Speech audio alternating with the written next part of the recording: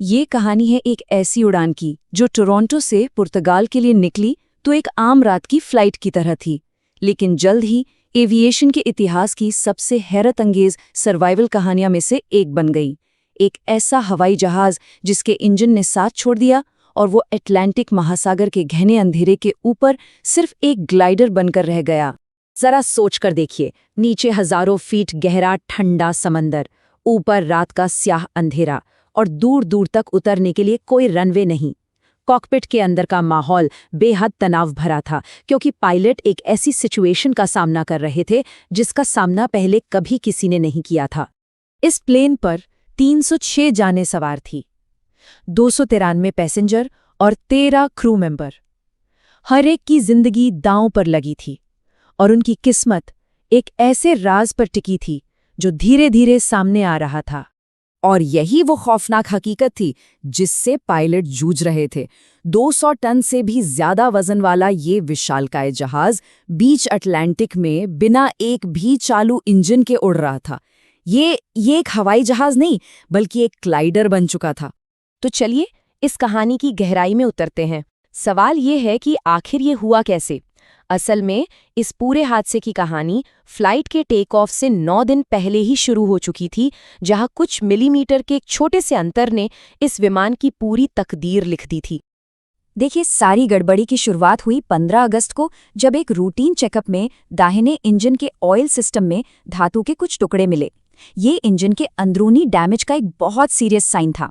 17 अगस्त आते आते ये साफ हो गया कि इंजन बदलना ही पड़ेगा।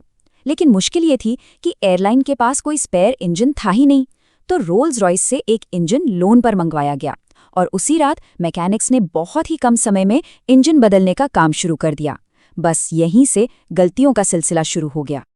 तो असली दिक्कत क्या थी? इसे ऐसे समझिए, जैसे आपके पास एक नया फ़ोन चार्जर है और फ़ोन पुराने मॉडल का। रोल्स रॉयस से जो इंजन आया वो पुराने डिज़ाइन का था, जबकि विमान का सिस्टम नए डिज़ाइन का। बाहर से देखने में सब कुछ एक जैसा लगता था, पर अंदर की जो फ्यूल और हाइड्रोलिक ट्यूब्स थीं, उनकी फिटिंग में बस कुछ मिलीमीटर्स का फर्क था।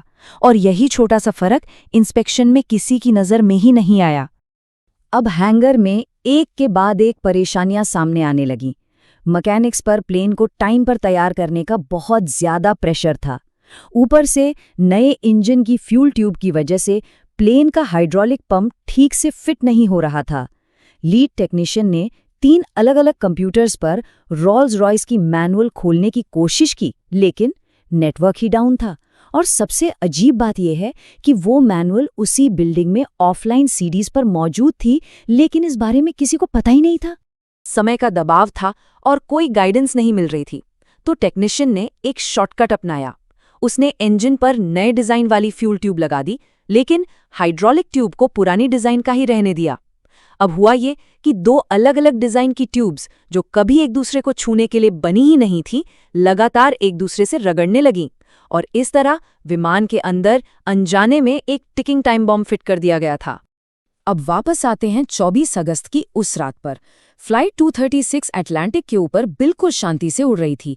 किसी को अंदाजा नहीं था कि कॉकपिट के बाहर मेंटेनेंस में लिया गया वो शॉर्टकट अब एक भयानक तबाही लाने वाला था। सुबह 4:38 पर कई दिनों तक आपस में रगड़ने के बाद उन ट्यूब्स ने आखिरकार फ्यूल लाइन को फाड़ दिया। एक बड़ा फ्यूल लीक शुरू हो गया। फिर सुबह 5:33 पर कॉकपिट में फ्यूल इम्बैलेंस की वार्निंग जलने लगी। मतलब दाहिने विंग का टैंक बाएं वाले से कहीं ज्यादा खाली था। लेकिन पायलटों ने सोचा कि ये कोई कंप्यूटर या सेंसर की गड़बड़ी है, न कि असल में फ्यूल लीक, क्योंकि देखिए एक मॉडर्न एयरबस है, इस तरह फ्यूल लीक होना लगभग नामुमकिन माना जाता था। और यहीं पे क्रू ने वो एक गलती की जिसने सब कुछ बदल दिया।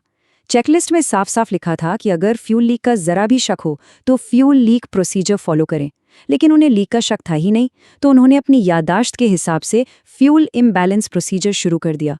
उन्होंने एक क्रॉस फीड वाल्व खोल दिया। इससे हुआ ये कि जो टैंक सही था उसका फ्यूल भी लीक हो रहे इंजन में जाने लगा और सीधा अटलांटिक महासागर में गिरने लगा।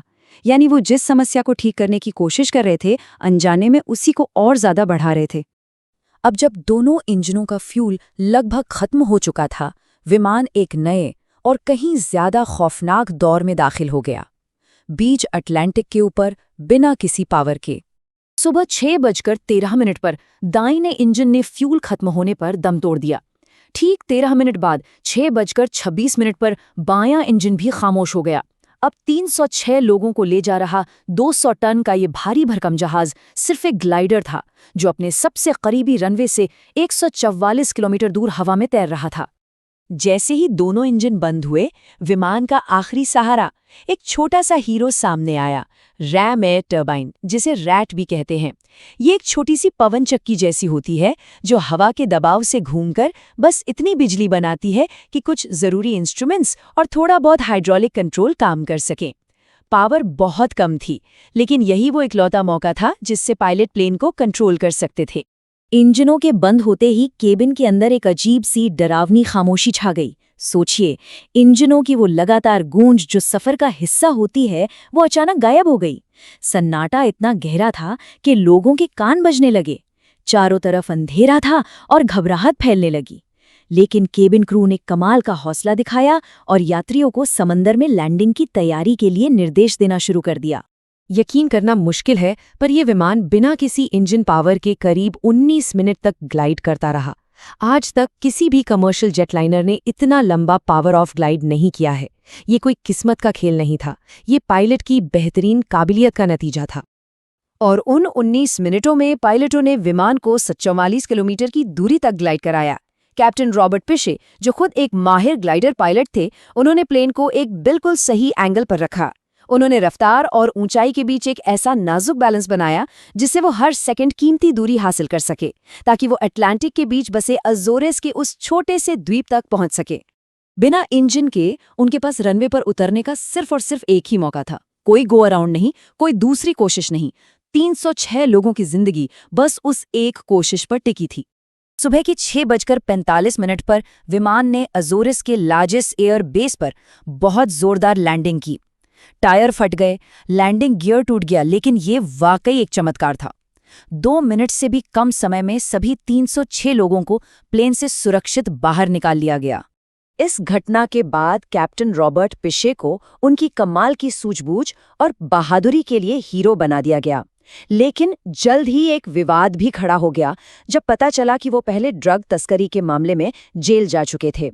एयरलाइन एयर ट्रांसैट पर कनाडा के एविएशन इतिहास का सबसे बड़ा जुर्माना लगा और पैसेंजर्स ने जो सदमा झेला था, उसके लिए $30 मिलियन का केस भी फाइल किया। तो अगर इस पूरी कहानी से एक बात याद रखनी है तो वो ये है कि ये हादसा किसी एक गलती की वजह से नहीं हुआ। ये कई नाकामियों की एक पूरी चेन थी। मेंटेनेंस मैनुअल का ना मिलना, समय के दबाव में एक शॉर्टकट लेना, क्रू से चेकलिस्ट फॉलो करने में हुई एक बड़ी चूक और एक automated fuel leak warning system का न होना। अच्छी बात यह हुई कि इस घटना के बाद एयरबस ने अपना सॉफ्टवेयर अपडेट किया ताकि भविष्य में ऐसे फ्यूल इम्बैलेंस पर पायलटों को साफ चेतावनी मिल सके।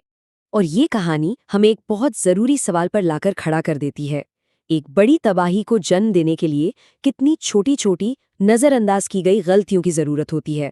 फ्लाइट 236 की ये दास्तान हमें हमेशा याद दिलाती है कि कैसे सिस्टम में पड़ी छोटी छोटी दरारें मिलकर एक बहुत बड़े हादसे को अंजाम दे सकती हैं।